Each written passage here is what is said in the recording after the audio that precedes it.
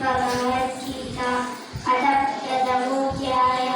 धृतराष्ट्र उवाच धर्मक्षेत्रे कुरुक्षेत्रे समवेतायुत्सवः वामकास्पाण्डवाश्चैव किमकुर्वत सञ्जय।